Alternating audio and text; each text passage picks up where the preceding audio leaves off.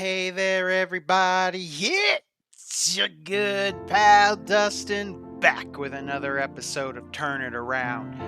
Happy Father's Day to all you fathers out there. You all are wonderful, just as wonderful and just as important as mothers, which is why you too get your very own day.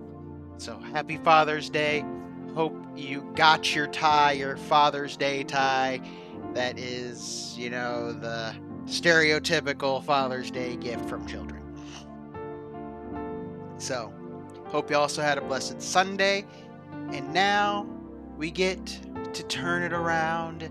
Episode 61, starting a new little series on appearances. Part 1. Matthew 18, 2 through 4. Now, this might not sound like it has much to do with appearances, but bear with me. Bear with me. He called a little child to him and placed the child among them. And he said, "Truly I tell you, unless you change and become like little children, you will never enter the kingdom of heaven. Therefore, whoever takes the lowly position of this child is the greatest in the kingdom of heaven." Excuse me. So, what does this have to do with appearances, you might ask? Well, it's just in my opinion that it tells us how we should approach appearances, other people's appearances. Children do not judge based on how people look. Yes, children may ask curious questions like if they see a black person, for example, they might ask, why is that person a different color than me? And then you can either get into the actual scientific reason, or you can say something that's a little bit more silly or whatever. I don't know what that would be, but it does remind me of an episode of House where House is treating a black football player, and he asks the black football player, why is he black? And the guy says, because God loves me more than you. So you could say something like that, but I would not say that, as that might that's a whole other can of worms anyway. But my point is, children do ask curious questions about people who look different. But it isn't out of a place of malice. It is simply out of a wonder of seeing something new and wanting to understand. You see, that is the thing with children, is they're what as an adult would be seen as offensive, racist, whatever. For a child, there is no there's no racist, there is no meaning of offense. It is just curiosity. It is just a wonder and a desire to understand something they see that is new. A child might even ask, why is that flower yellow? For example, like, it's not just for people.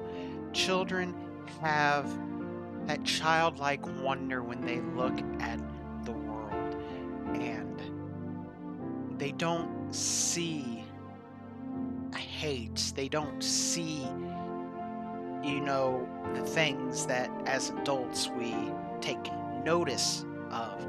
They don't take notice of that. They are innocent. They just want to understand the world.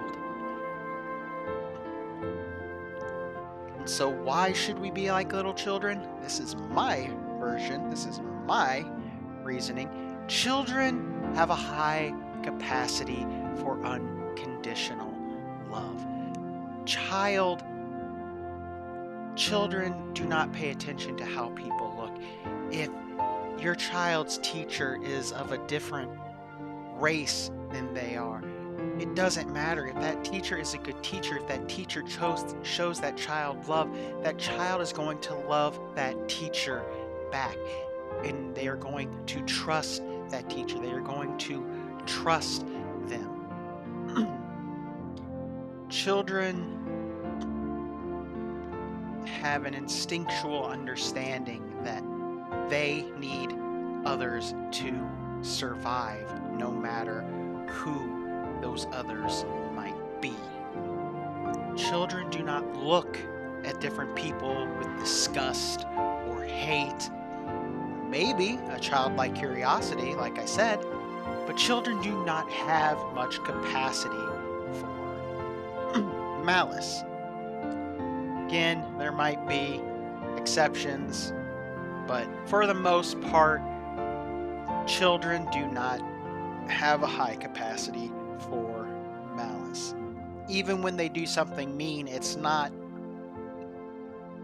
out of a place of malice, it is just out of a place of, the mind phase and all that good stuff. I'm sure all you parents know what I'm talking about.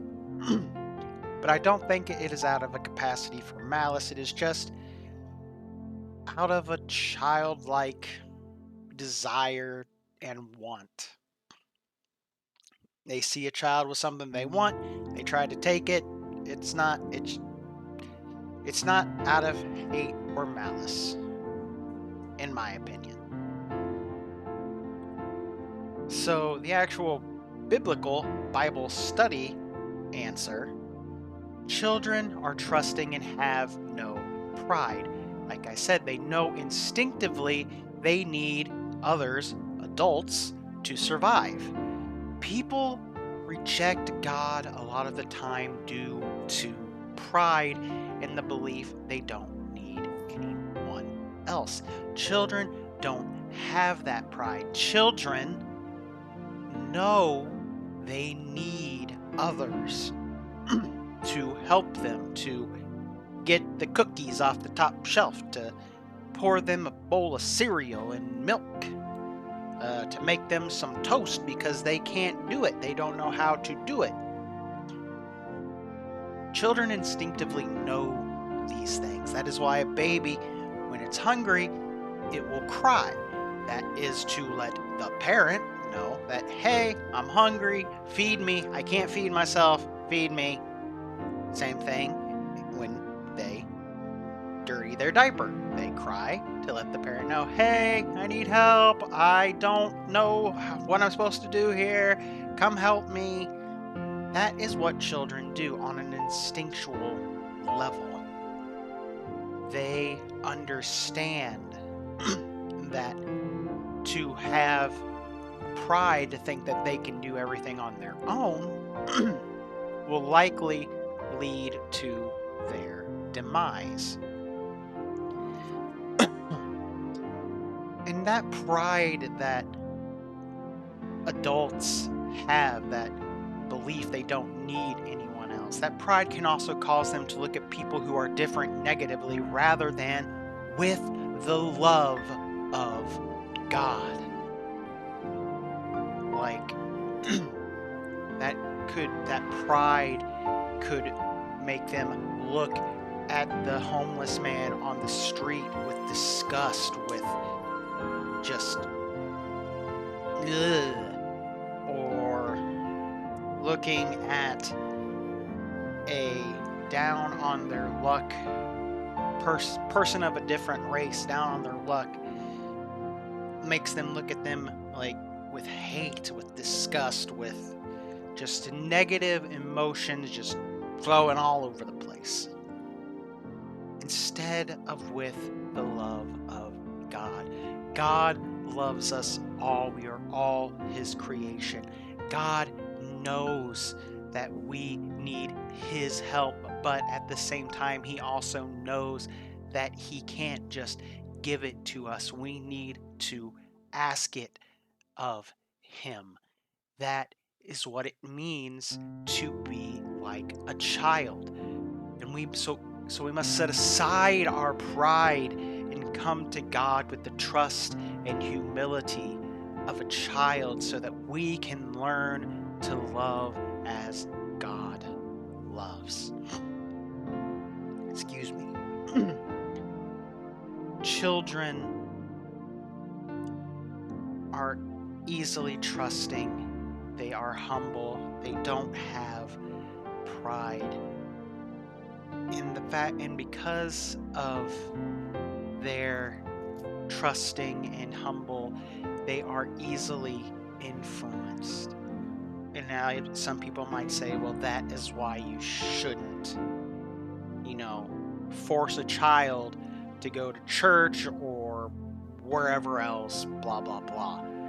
But the thing is that taking a child to church doesn't necessarily mean anything, that they are being fed,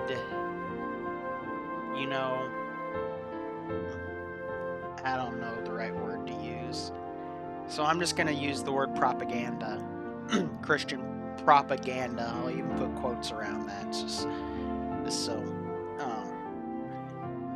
Taking a child to church will teach them to love. It'll teach them to be kind. It'll teach them to be charitable. It'll teach them the things that Jesus taught us, that whether you are a Christian or not, that most people can agree are the way we should live. That we should live by loving our neighbors as ourselves, doing unto others as we would want them to do to us. No matter who they are, what they look like, what they've done,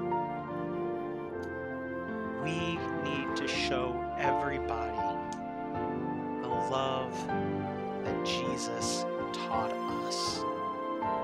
And that is why we need to come to God like little children, so that we can absorb those lessons of love, of kindness, of charity, so that we can spread those things to the world. In this last slide is just showing what children, a white little boy, a black little boy, they don't see color, they don't see themselves, they just see another child. They don't see the differences. They see their friend. They see someone they love and care about, and they run and hug each other. That is how we should be. We should be willing to hug and show love to everybody, just as a child does. Again, happy Father's Day.